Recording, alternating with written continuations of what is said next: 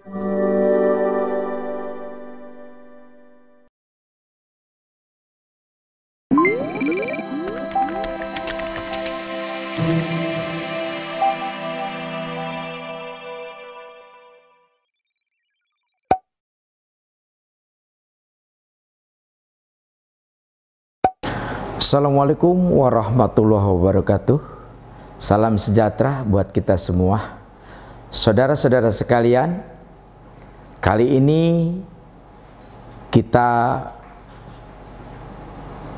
terus melakukan kegiatan perkuliahan. Adapun materi kali ini yang kita bahas adalah pelaksanaan otonomi daerah mengacu kepada Undang-Undang Nomor 9 tahun 2015, penyempurnaan dari tahun 2014. Saudara-saudara sekalian, kalau kita berbicara otonomi daerah, tentunya kita menengok kembali, lagi-lagi berbicara kepada reformasi, lagi-lagi berbicara kepada perubahan. Kita tahu bahwa dilaksanakannya pelaksanaan otonomi daerah ini adalah salah satu tuntutan daripada reformasi. Kenapa? Banyak tuntutan reformasi yang dikehendaki oleh masyarakat kita. Salah satunya adalah pelaksanaan otonomi daerah. Apa itu otonomi daerah? Secara sederhana, otonomi daerah itu adalah pemberian kewenangan dari pemerintah pusat kepada pemerintah daerah, agar pemerintah daerah menjalankan fungsinya sebagai pemerintahan bersama-sama dengan masyarakat daerah dalam rangka membangun daerah berdasarkan adat istiadat dan peraturan perundang-undangan yang berlaku. Itu pengertian otonomi daerah secara sederhana. Pelaksanaan otonomi daerah tentunya ini harus berlandaskan kepada aturan-aturan. Adapun yang menjadi aturan atau yang menjadi peraturan dalam pelaksanaan otonomi daerah diantaranya yaitu mengacu kepada Undang-Undang Dasar 1945 pasal 18, juga berdasarkan ketetapan MPR, juga Undang-Undang Nomor 22 tahun 1999, Undang-Undang Nomor 25 tahun 1999, Undang-Undang Nomor 32 tahun 2004, Undang-Undang Nomor 33 tahun 2004, Undang-Undang Nomor 23 tahun 2014, dan Undang-Undang Nomor 9 tahun 2015. Inilah yang menjadi landasan dilaksanakannya pelaksanaan otonomi daerah. Di dalam pelaksanaannya, otonomi daerah dikuatkan oleh 3 asas. Di antaranya ada asas desentralisasi, ada asas dekonsentrasi, dan juga ada asas pembantuan. Itu adalah asas-asas yang dilaksanakan dalam pelaksanaan otonomi daerah. Dilaksanakan otonomi daerah bukan tidak ada maksud, bukan tidak ada tujuan. Tujuan daripada otonomi daerah yang sangat fundamental yaitu bagaimana pemerintah daerah dapat mensejahterakan masyarakat yang ada di daerah. Itu tujuannya. Tentunya perlu kita pikirkan secara bersama-sama. Kenapa demikian? Karena memang pemerintah daerah dapat mensejahterakan, dapat mengabulkan tujuan daripada keinginan rakyat yaitu mensejahterakan apabila daerahnya dapat terpenuhi.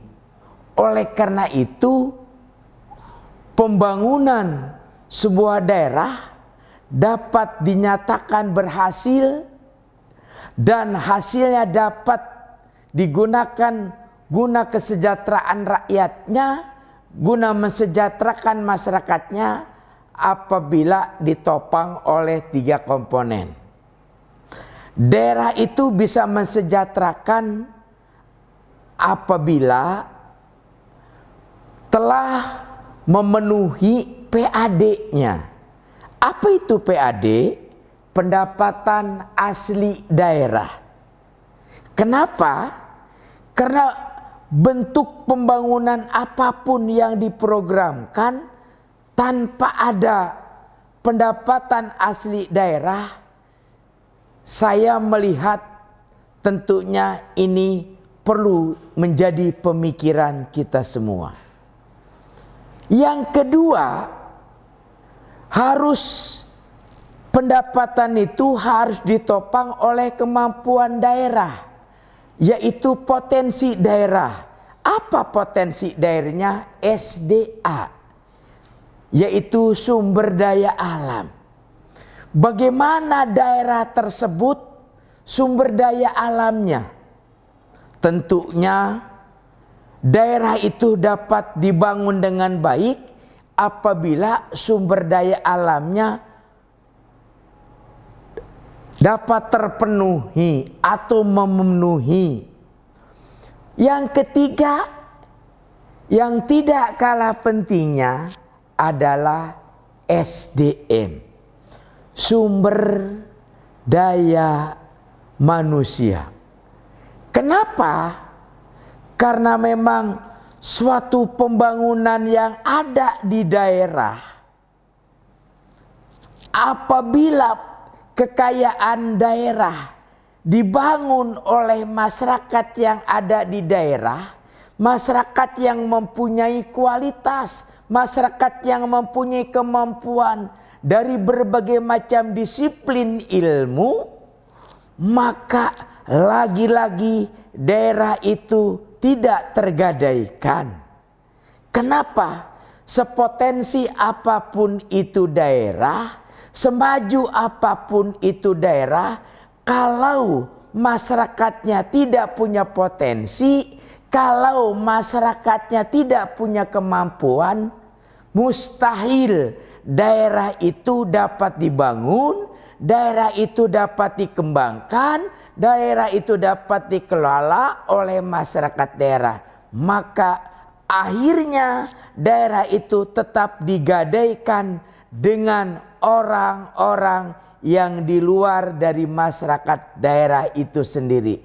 Kalau masyarakat daerah itu digadaikan oleh orang-orang yang bukan pada masyarakat daerah itu sendiri, maka hasilnya pun yang menikmati bukan masyarakat daerah yang ada, tetapi orang-orang yang ada dari daerah lain.